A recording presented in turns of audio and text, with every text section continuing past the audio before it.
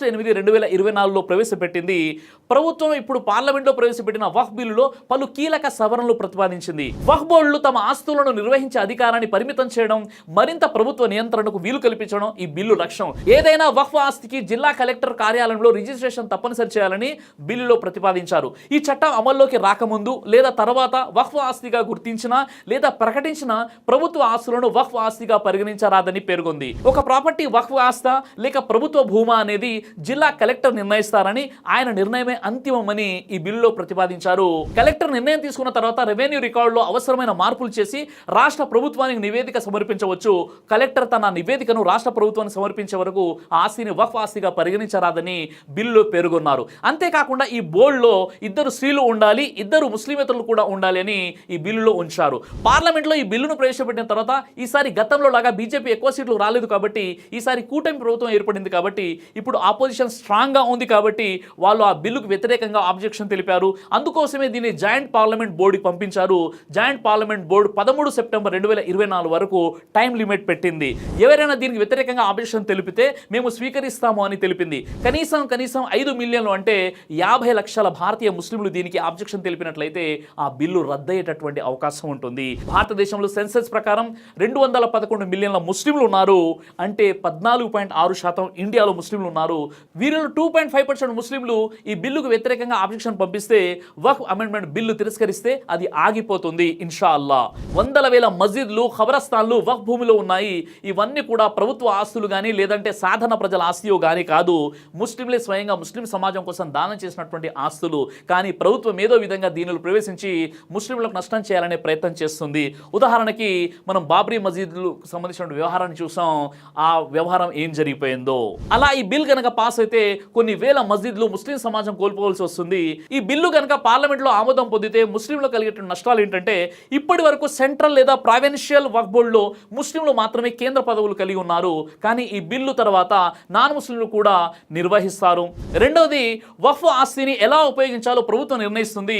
వక్ఫ్ బోర్డుకు అధికారం ఉండదు. మూడవది, రిజిస్టర్ చేయని వక్ఫ్ ఆస్తి వక్ఫ్గా గుర్తించబడదు. కాబట్టి పెద్ద సంఖ్యలో మసీదులతో సహా అనేక వక్ఫ్ ఆస్తులు వక్ఫ్ నుండి బయటకు వస్తాయి, ప్రభుత్వం స్వాధీనం చేసుకుంటుంది.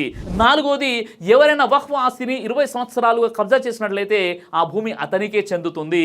ఇక ఐదవది, ఒక భూమి వక్ఫ్లో ఉందా లేదా అనే విషయంలో వివాదం ఉన్నట్లయితే ప్రావిన్షియల్ చీఫ్ జస్టిస్ నిర్ణయించేవారు. ఈ బిల్లు తర్వాత కలెక్టర్ గారికే అధికారం ఉంటుంది.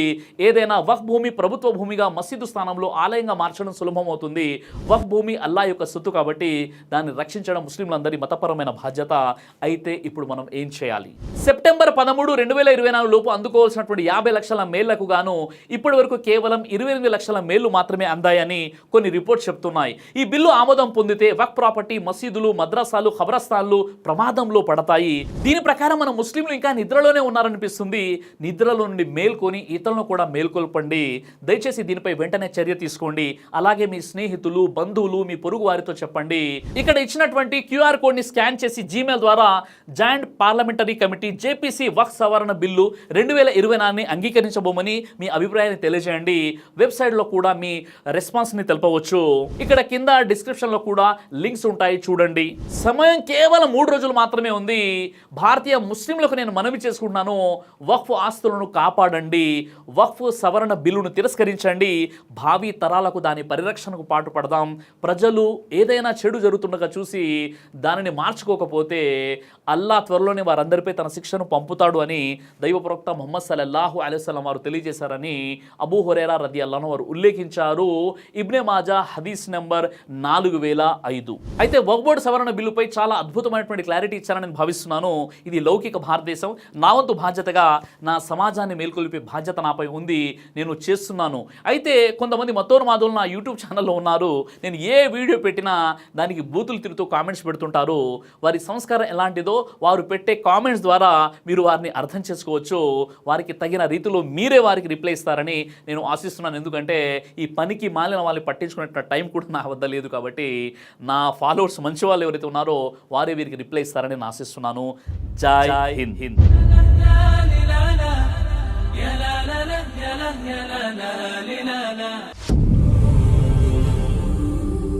బ్రదర్ సిరాజ్ అని